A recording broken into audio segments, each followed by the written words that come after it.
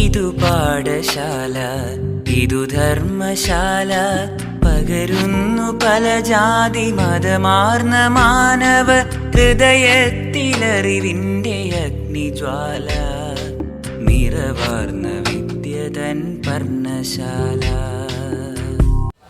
നമസ്കാരം, എൻ്റെ പേര് അഭിനവ്. ഞാൻ ചാപ്റ്ററിലെ ബിസിനസ് സ്റ്റഡീസ് അധ്യാപകനാണ്. നമ്മൾ ബിസിനസ് സ്റ്റഡീസിലെ ഒരു പാഠം പരിചയപ്പെട്ട് കഴിഞ്ഞു. മാനേജ്മെന്റ് എന്നതിനെ കുറിച്ചുള്ള ഒരു പാഠമാണ് നമ്മൾ പഠിച്ചത്. പലതരത്തിലുള്ള മാനേജ്മെന്റ്, പല ലെവൽസിലുള്ള മാനേജ്മെന്റ്, അതുപോലെ തന്നെ സയൻസ് എന്താണ്, ആർട്ട് എന്താണ്, അങ്ങനെ കുറേ കാര്യങ്ങൾ നമ്മൾ ആ പാഠത്തിൽ പഠിച്ചു. അവസാനം കോർഡിനേഷൻ വരെ പഠിച്ചാണ് നമ്മൾ നിർത്തിയത്. ഇനി ഞാൻ അന്നത്തെ ക്ലാസ്സിൽ പറഞ്ഞായിരുന്നു, ഇനി നമുക്ക് അങ്ങോട്ടുള്ള പാഠമല്ല മാനേജ്മെന്റിനെ കുറിച്ച് പഠിക്കാനാണ്. വിവിധ തരത്തിലുള്ള മാനേജ്മെന്റ് എവിടൊക്കെയാണ് ഉപയോഗിക്കുന്നത്. ഓക്കെ, ഇനി നമുക്ക് തൊട്ടടുത്ത പാഠമായ പ്രിൻസിപ്പിൾസ് ഓഫ് മാനേജ്മെന്റ് എന്ന് പറയുന്നതാണ്. എന്ന് വെച്ചാൽ മാനേജ്മെന്റ് അതിന്റെ കുറച്ച് തത്വങ്ങൾ രണ്ട് വ്യക്തികൾ കൊണ്ടുവന്നിട്ടുണ്ട്. രണ്ട് വ്യക്തികൾ എന്ന് പറഞ്ഞാൽ, ഒന്ന് മോഡേൺ മാനേജ്മെന്റ് എന്ന് പറയുന്ന പ്രിൻസിപ്പിള് ഒരു 14 പ്രിൻസിപ്പിളോളം ഇറക്കിയിട്ടുള്ള ഹെൻറി ഫയോളി എന്ന് പറയുന്ന വ്യക്തിയും, സയന്റിഫിക് മാനേജ്മെന്റ് പ്രിൻസിപ്പിൾ ഇറക്കിയിട്ടുള്ള FW Taylor, Frederick Winslow Taylor എന്ന് പറയുന്ന രണ്ട് വ്യക്തികളാണ് നമുക്ക് ഏകദേശം 18ഓളം പ്രിൻസിപ്പിൾ പരിചയപ്പെടുത്തുന്നത്. ഒരു ഓർഗനൈസേഷനിലെ ഈ തത്വങ്ങൾ ഉപയോഗിച്ച് എങ്ങനെ മാനേജ്മെന്റ് മുന്നോട്ട് കൊണ്ടുപോകാം, ഇതിനെക്കുറിച്ച് പഠിക്കുന്ന പാഠമാണ് രണ്ടാമത്തെ പാഠം. ഓക്കെ, അപ്പോൾ നമുക്ക് ക്ലാസ്സിലോട്ട് കടക്കാം. എങ്ങനെയാണ് ഈ പാഠത്തെ ഒന്ന് പരിചയപ്പെടാം. ഈ പാഠത്തിൽ നിങ്ങൾക്ക് പഠിക്കേണ്ട പ്രധാനപ്പെട്ട കാര്യം ഈ പ്രിൻസിപ്പിൾ തന്നെയാണ്. ആദ്യത്തെ വ്യക്തിയാണ് FW ടൈലർ, ഫ്രെഡറിക് വിൻസ്ലോ ടൈലറിനെ കുറിച്ച് ഒന്ന് പരിചയപ്പെടാം. ഈ ഫ്രെഡറിക് വിൻസ്ലോ ടൈലറിനെയാണ് ഫാദർ ഓഫ് സയന്റിഫിക് മാനേജ്മെന്റ് പിതാവ് എന്ന് അറിയപ്പെടുന്നത്. ഈ FW ടൈലർ, ഫ്രെഡറിക് വിൻസ്ലോ ടൈലറിനെയാണ് അറിയപ്പെടുന്നത്. അതുപോലെ തന്നെ അദ്ദേഹത്തിന്റെ ഒരു ബുക്ക് പബ്ലിഷ് ചെയ്തിട്ടുണ്ട്. അതെല്ലാ പരീക്ഷയ്ക്കും നമുക്ക് ഒരു മസ്റ്റ് 1 മാർക്ക് ചോദ്യമാണ്. അദ്ദേഹത്തിന്റെ ബുക്കിന്റെ പേരെന്താണ്, അത് പബ്ലിഷ് ചെയ്ത വർഷം ഏതാണെന്ന്. അദ്ദേഹത്തിന്റെ ബുക്കിന്റെ പേരാണ് പ്രിൻസിപ്പിൾസ് ഓഫ് സയന്റിഫിക് മാനേജ്മെന്റ് എന്നുള്ളതാണ് ആ ബുക്കിന്റെ പേര്. അത് പബ്ലിഷ് ചെയ്ത ഡേറ്റ് ആണ് 1911, 1911 ആ ബുക്ക് പബ്ലിഷ് ചെയ്തത്. ഓക്കെ, നമുക്ക് നോക്കാം. FW Taylor is known as the father of scientific management എന്നാണ് അറിയപ്പെടുന്നത്. അദ്ദേഹത്തിന്റെ ബുക്ക്, ആ ബുക്കിന്റെ പേരാണ് principles of scientific management. And the book was published in 1911. 1911 ആ ബുക്ക് പബ്ലിഷ് ചെയ്തത്. ഇനി നമുക്ക് എന്ത് ചെയ്യാം, എന്താണ് സയന്റിഫിക് മാനേജ്മെന്റ് എന്ന് പറയാം. നിങ്ങൾക്ക് ചോദിക്കുന്ന ചോദ്യമൊന്നും അല്ല, എന്നിരുന്നാൽ പോലും സയന്റിഫിക് മാനേജ്മെന്റ് എന്താണെന്ന് പറഞ്ഞിരിക്കാം. സയന്റിഫിക് മാനേജ്മെന്റ് എന്ന് പറഞ്ഞാൽ അപ്ലൈയിങ് സയൻസ് ഇൻ ദ മാനേജ്മെന്റിൽ സയൻസ് അപ്ലൈ ചെയ്യുന്നതിനെയാണ് സയന്റിഫിക് മാനേജ്മെന്റ്. ജസ്റ്റ് ഒന്ന് ഓർത്ത് വെച്ചിരുന്നാൽ മാത്രം മതി, ഇമ്പോർട്ടൻ്റ് ഒന്നും അല്ല. Applying science in the management. നമുക്ക് ഏറ്റവും ഇമ്പോർട്ടൻ്റ് ആണ് പ്രിൻസിപ്പിൾസ്. നമുക്ക് പ്രിൻസിപ്പിൾ ആണ് പരീക്ഷയ്ക്ക് ചോദിക്കുന്നത്. തത്വങ്ങൾ, 4 തത്വങ്ങളാണ് FW ടൈലർ മുന്നോട്ട് വെച്ചേക്കുന്നത്. ആ തത്വങ്ങൾ ഏതൊക്കെയാണെന്നൊന്ന് പരിചയപ്പെടാം. ഒന്നാമത്തേതാണ് science and not the rule of thumb.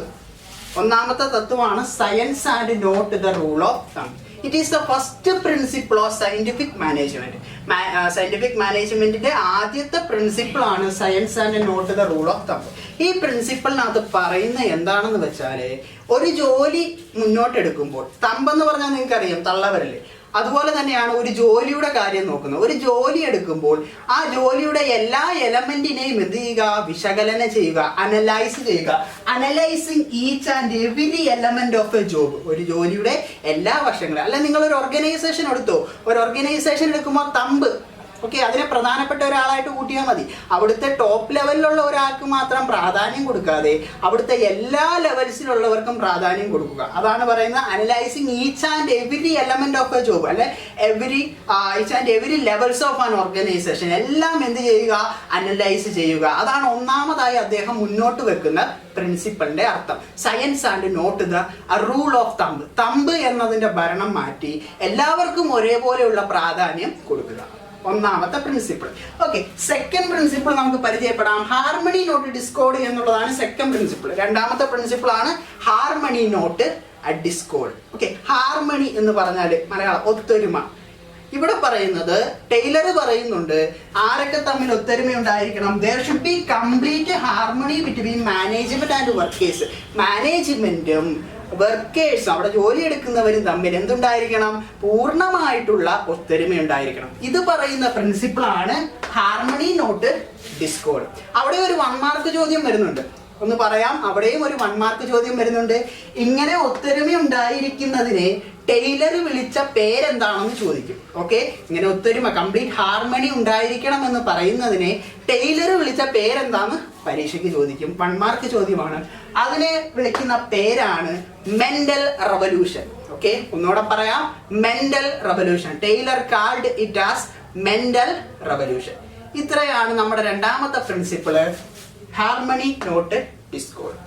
ഇനി മൂന്നാമത്തെ പ്രിൻസിപ്പിൾ പരിചയപ്പെടാം. മൂന്നാമത്തെ പ്രിൻസിപ്പിളാണ് cooperation not individual. Cooperation not individualism എന്ന് പറയുന്നതാണ് മൂന്നാമത്തെ പ്രിൻസിപ്പിൾ. സെക്കൻഡ് പ്രിൻസിപ്പിളിനകത്ത് ഒത്തൊരുമ ഉണ്ടായിരിക്കണം, പൂർണ്ണമായിട്ടുള്ള ഒത്തൊരുമ ഉണ്ടായിരിക്കണം എന്ന് പറഞ്ഞാൽ ഇവിടെ പറയുന്നത് കോപ്പറേഷൻ ഉണ്ടായിരിക്കണം, സഹകരണം ഉണ്ടായിരിക്കണം, ഇൻഡിവിജ്വൽസ് തമ്മിൽ സഹകരണം ഉണ്ടായിരിക്കണം, അല്ലെ മാനേജ്മെന്റും വർക്കേഴ്സും തമ്മിൽ എന്തുണ്ടായിരിക്കണം, സഹകരണം ഉണ്ടായിരിക്കണം. There should be complete corporation between management and workers. മാനേജ്മെന്റും വർക്കേഴ്സും തമ്മിൽ പൂർണ്ണമായിട്ടുള്ള സഹകരണം ഉണ്ടായിരിക്കണം. ഇതാണ് മൂന്നാമത്തെ പ്രിൻസിപ്പിൾ FW ടൈലർ മുന്നോട്ട് വെക്കുന്നത്.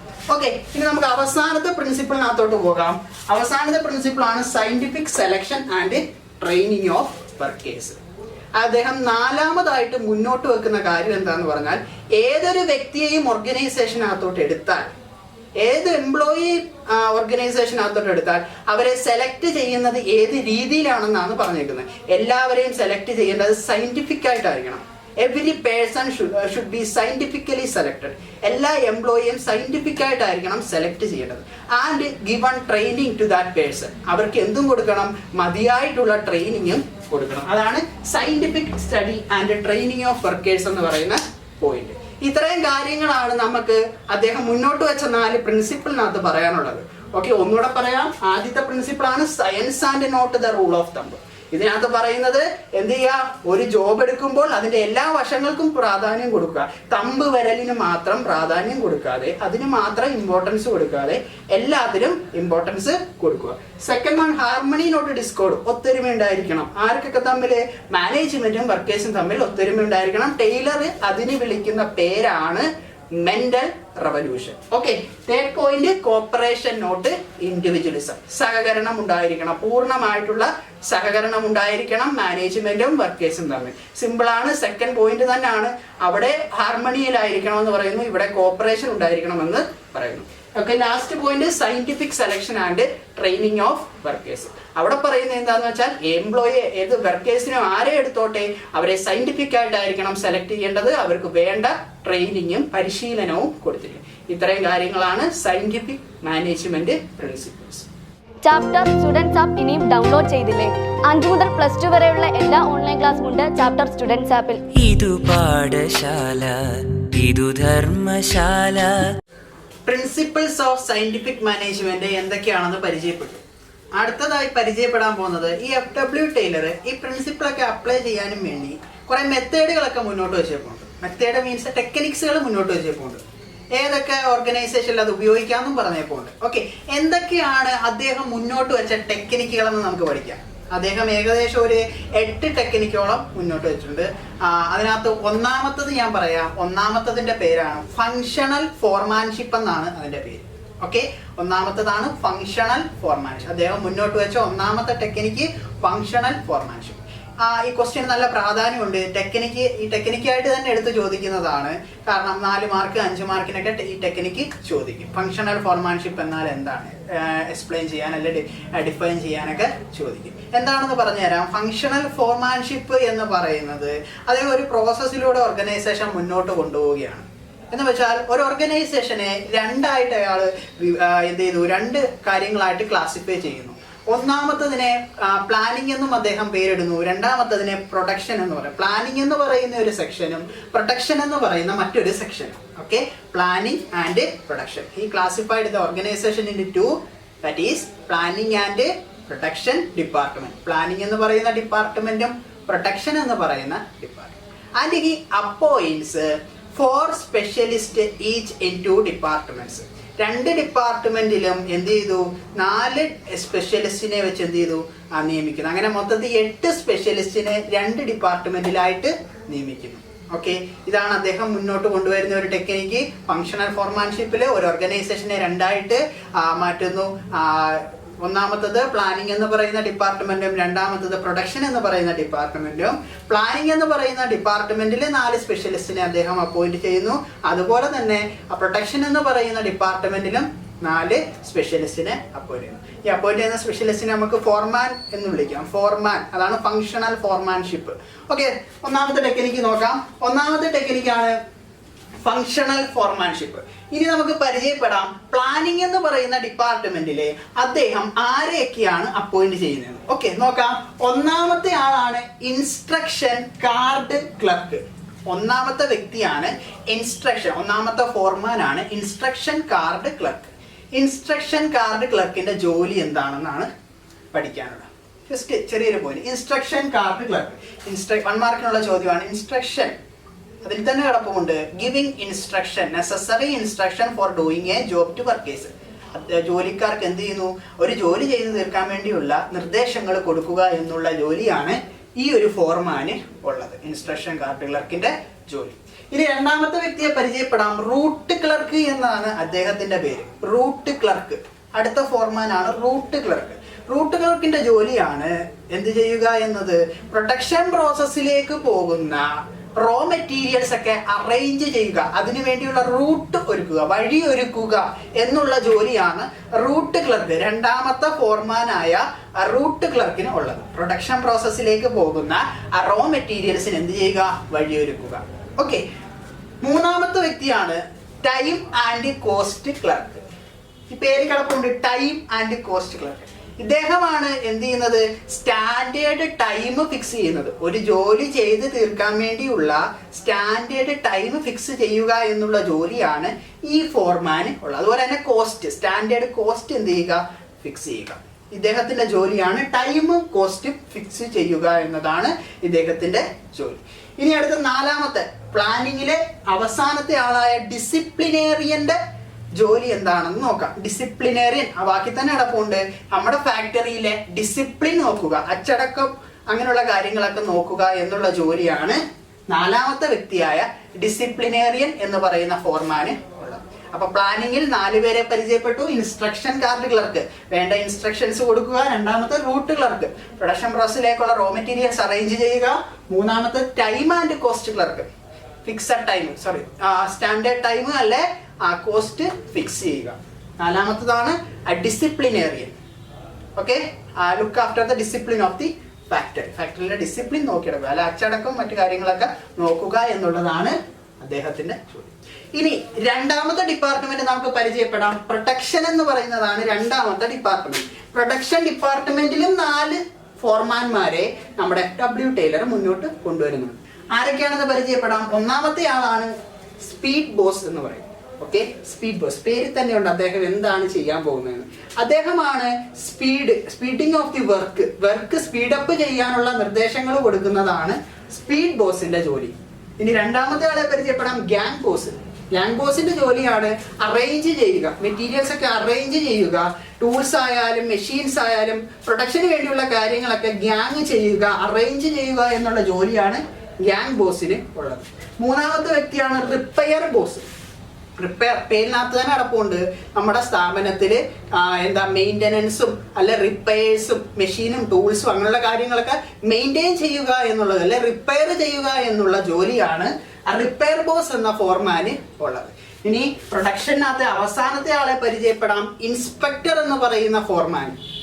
അദ്ദേഹമാണ് നമ്മൾ പ്രൊഡ്യൂസ് ചെയ്യുന്ന എന്ത് വർക്കായാലും അല്ലെ ഗുഡ്സോ പ്രൊഡക്റ്റോ എന്തോ ആയിക്കോട്ടെ അതിൻ്റെയൊക്കെ ക്വാളിറ്റി ചെക്ക് ചെയ്യുക എന്നുള്ള ജോലിയാണ് ഇൻസ്പെക്ടർ എന്ന് പറയുന്ന ഫോർമാന് ഉള്ളത്. ഈ check the quality of the work done. നമ്മൾ ചെയ്തു തീർത്ത ജോലിയുടെ ക്വാളിറ്റി ചെക്ക് ചെയ്യുന്ന ജോലിയാണ് ഇൻസ്പെക്ടർ. അപ്പൊ നമുക്ക് പ്രൊഡക്ഷനകത്ത് 4 പേരെയും പരിചയപ്പെട്ടു. Speed boss, gang boss, repair boss and inspector. ഇതിനെയാണ് ഫങ്ഷണൽ ഫോർമാൻഷിപ്പ് എന്ന് പറയുന്ന ടെക്നിക്ക്. ഓക്കെ, അദ്ദേഹം FW ടൈലർ മുന്നോട്ട് വെച്ച ഒന്നാമത്തെ ടെക്നിക്ക് ഫങ്ഷണൽ ഫോർമാൻഷിപ്പ്. ഓക്കെ, ഇനി നമുക്ക് അദ്ദേഹത്തിന്റെ രണ്ടാമത്തെ മെത്തേഡ്, രണ്ടാമത്തെ ടെക്നിക്ക് എന്താണെന്ന് പരിചയപ്പെടാം. അദ്ദേഹം മുന്നോട്ട് വെച്ച രണ്ടാമത്തെ ടെക്നിക്കാണ് standardisation and simplification of work. ഒരു വർക്കിനെ സ്റ്റാൻഡർഡൈസ് ചെയ്യുക, സിംപ്ലിഫൈ ചെയ്യുക. ബാക്കി തന്നെ കിടപ്പുണ്ട്. സ്റ്റാൻഡർഡൈസേഷൻ എന്ന് പറഞ്ഞാൽ സെറ്റിംഗ് സ്റ്റാൻഡേർഡ്, ഓരോ കാര്യത്തിനും സ്റ്റാൻഡേർഡ് ലിമിറ്റ് ഫിക്സ് ചെയ്യുക. ഓരോ കാര്യത്തിനും ലിമിറ്റ് ഫിക്സ് ചെയ്യുക. എന്തൊക്കെ കാര്യത്തിനാണ് ലിമിറ്റ് ഫിക്സ് ചെയ്യുന്നത്? ഒന്നാമത്തത് method, time, machines, equipments, okay, അങ്ങനെ പല കോസ്റ്റ്, ഇതിനെല്ലാം നമുക്ക് സ്റ്റാൻഡേർഡുകൾ ഫിക്സ് ചെയ്യുക. ഇതിനെയാണ് setting standard for every business activity. എല്ലാ ബിസിനസ് പ്രവർത്തനങ്ങൾക്കും സ്റ്റാൻഡേർഡ് ഫിക്സ് ചെയ്യുക എന്നുള്ള ജോലിയാണ് സ്റ്റാൻഡർഡൈസേഷൻ എന്ന് പറയുന്നത്. ഇനി രണ്ടാമത്തെ കാര്യമാണ് സിംപ്ലിഫിക്കേഷൻ. സ്റ്റാൻഡർഡൈസേഷൻ ആൻഡ് സിംപ്ലിഫിക്കേഷൻ എന്നാണ് പറയുന്നത്. സിംപ്ലിഫിക്കേഷൻ എന്ന് പറഞ്ഞാൽ സിംപ്ലിഫൈ ചെയ്യുക, ലഘൂകരിച്ച് കൊണ്ടുവരിക എന്ന് പറഞ്ഞാൽ അൺനെസസറി ഡൈവേഴ്സിറ്റി ഓഫ് പ്രൊഡക്റ്റ്. നമുക്ക് വേസ്റ്റിംഗ് ഓഫ് മെറ്റീരിയൽസ് ഒക്കെ ആണ്, വേസ്റ്റിംഗ് ഓഫ് ടൈം, അതുപോലെ തന്നെ മെറ്റീരിയൽസ് ഒക്കെ നമ്മൾ ഓർഗനൈസേഷനിൽ എന്ത് ചെയ്തു, അൺനെസസറി ആയിട്ട് ഉപയോഗിക്കും. ഈ കാര്യങ്ങളൊക്കെ സിംപ്ലിഫൈ ചെയ്യുക, അതിനെയാണ് സിംപ്ലിഫിക്കേഷൻ എന്ന് പറയുന്നത്. ലഘൂകരിക്കുക, കുറച്ചു കൊണ്ടുവരിക. Simplification means simplifying the unnecessary diversity of product. Okay, ഇതാണ് നമ്മുടെ രണ്ടാമത്തെ ടെക്നിക്ക്. FW ഫ്രെഡറിക് വിൻസ്ലോ ടൈലറിന്റെ രണ്ടാമത്തെ ടെക്നിക്കാണ് നമ്മൾ പരിചയപ്പെട്ടത്. ഓക്കെ, മൂന്നാമത്തെ ടെക്നിക്കാണ് മെത്തേഡ് സ്റ്റഡി എന്ന് പറയുന്ന ടെക്നിക്ക്. മൂന്നാമത്തെ ടെക്നിക്കാണ് മെത്തേഡ് സ്റ്റഡി എന്ന് പറയുന്ന മെത്തേഡ്, രീതി. ഒരു ജോലി ചെയ്ത് തീർക്കാനുള്ള ഏറ്റവും നല്ല വഴി കണ്ടെത്തുക, അതിനെയാണ് മെത്തേഡ് സ്റ്റഡി എന്ന് വിളിക്കുന്നത്. ഓക്കെ, ഒരു ജോലി ചെയ്ത് തീർക്കാനുള്ള ഏറ്റവും നല്ല വഴി കണ്ടെത്തുക. Find out the best way of doing or completing A job. ഒരു ജോലി ചെയ്ത് തീർക്കാനുള്ള ഏറ്റവും നല്ല വഴി കണ്ടെത്തുക എന്നുള്ളതാണ് മെത്തേഡ് സ്റ്റഡി. നമുക്ക് അടുത്തതിനകത്തോട്ട് പോകാം. Motion study. നമ്മുടെ നാലാമത്തതാണ് മോഷൻ സ്റ്റഡി എന്ന് പറയുന്ന technique. Motion study, motion, movement എന്ന് പറയാം. മൂവ്മെന്റ് ഓഫ് വർക്കേഴ്സ്, അവർ മെഷീൻസ്, എക്വിപ്മെന്റ്സ്, ഇതിന്റെയൊക്കെ ചലനത്തെ പറ്റി പഠിക്കുന്നതാണ് മോഷൻ സ്റ്റഡി. ഇങ്ങനെ പഠിക്കുന്നത് വഴി നമുക്ക് അൺനെസസറി ആയിട്ട് ഇതൊക്കെ പ്രവർത്തിക്കുന്നത് കുറയ്ക്കാൻ സാധിക്കും. അതിനുവേണ്ടിയാണ് ഈ മോഷൻ സ്റ്റഡി നടത്തുന്നത് തന്നെ. അൺനെസസറി ആയിട്ടുള്ള eliminating unnecessary movements of workers അല്ലെ മെഷീൻസ് പ്രവർത്തിക്കുന്നതൊക്കെ നമുക്ക് കുറയ്ക്കാൻ സാധിക്കും. അതിനുവേണ്ടിയാണ് മോഷൻ സ്റ്റഡി എന്ന് പറയുന്ന സ്റ്റഡി നടത്തുന്നത്. ഇതും അദ്ദേഹത്തിന്റെ മറ്റൊരു ടെക്നിക്ക്. ഇനി അഞ്ചാമത്തതാണ് ടൈം സ്റ്റഡി. നമ്മൾ പരിചയപ്പെട്ടു. ഓക്കെ, ടൈം ഫിക്സ് ചെയ്യുക, സ്റ്റാൻഡേർഡ് ടൈം ഫിക്സ് ചെയ്യുക എന്നുള്ളതാണ് ടൈം സ്റ്റഡി കൊണ്ട് ഉദ്ദേശിക്കുന്നത്. Fixing the standard time for doing the job. ഒരു ജോലി ചെയ്ത് തീർക്കാൻ സ്റ്റാൻഡേർഡ് ടൈം ഫിക്സ് ചെയ്യുക, അതിനെയാണ് എന്തെന്ന് വിളിക്കുന്നത്, ടൈം സ്റ്റഡി എന്ന് വിളിക്കുന്നത്. ഓക്കെ, അടുത്തത് പരിചയപ്പെടാം ഫാറ്റിഗ് സ്റ്റഡി. നമ്മുടെ ആറാമത്തതാണ് fatigue study. Fatigue study fatigue എന്ന് പറഞ്ഞാൽ ഇന്റർവെൽ എന്നാ. ഒരു ജോലി ചെയ്ത് തീർത്തതിന് ശേഷം എത്രമാത്രം സമയം ഇടവേള കൊടുക്കണം, ഇന്റർവെല് കൊടുക്കണം എന്നുള്ള പഠനം നടത്തുന്നതിന് വേണ്ടിയാണ് ഫാറ്റിഗ് സ്റ്റഡി എന്ന് പറയുന്ന ടെക്നിക്ക് നമ്മൾ ഉപയോഗിക്കുന്നത്.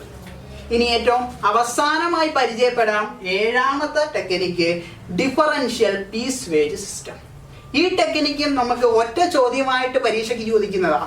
3 മാർക്കിനും 4 മാർക്കിനും വരാം. ഇതിനെ അറിയപ്പെടുന്ന ഒരു പേരുണ്ട്. ഇതൊരു വേജ് പേയ്മെന്റ് സിസ്റ്റമാണ്. ഒരു കൂലി കൊടുക്കുന്ന മെത്തേഡാണ്. സ്ഥാപനത്തിൽ കൂലി കൊടുക്കുന്ന ഒരു മെത്തേഡാണ് ഡിഫറൻഷ്യൽ പീസ് വേജ് സിസ്റ്റം. ഈ സിസ്റ്റം പ്രകാരം കൂലി കൊടുക്കുന്നത് എങ്ങനെയാണെന്ന് വെച്ചാൽ, സ്റ്റാൻഡേർഡ് ഉൽപ്പാദിപ്പിക്കുന്നവന് സ്റ്റാൻഡേർഡ് ആയിട്ടുള്ള ഒരു വേജ് ആയിരിക്കും കിട്ടുന്നത്. സ്റ്റാൻഡേർഡ് ഔട്ട്പുട്ടിൽ മുകളിൽ ഉൽപ്പാദിപ്പിക്കുന്നതിന് ഹയർ റേറ്റിലുള്ള വേജ് ആയിരിക്കും കിട്ടുന്നത്. സ്റ്റാൻഡേർഡ് ഔട്ട്പുട്ടിന് താഴെ ഉൽപ്പാദിപ്പിക്കുന്നവന് ലോവർ റേറ്റ് ഓഫ് വേജ് ആയിരിക്കും കിട്ടുന്നത്. ഈ ഒരു മെത്തേഡ് ഇങ്ങനെ ആയതുകൊണ്ടാണ് ഇതിനെ ഡിഫറൻഷ്യൽ പീസ് വേജ് സിസ്റ്റം എന്ന് വിളിക്കുന്നത്. അപ്പൊ നമ്മൾ 7 ടെക്നിക്കുകളും പരിചയപ്പെട്ടു. ഫങ്ഷണൽ ഫോർമാൻഷിപ്പ്, രണ്ടാമത്തതാണ് standardisation and simplification of work, മൂന്നാമത്തത് മെത്തേഡ് സ്റ്റഡി, 4 മോഷൻ സ്റ്റഡി, 5ാമത്തത് ടൈം സ്റ്റഡി, 6ാമത്തത് ഫാറ്റിഗ് സ്റ്റഡി, അവസാനത്തതാണ് ഡിഫറൻഷ്യൽ പീസ് വേജ് സിസ്റ്റം. ഇത്രയും പഠിക്കുമ്പോൾ FW ടൈലർ മുന്നോട്ട് വെച്ച 7 ടെക്നിക്കുകൾ നമ്മൾ പരിചയപ്പെടും.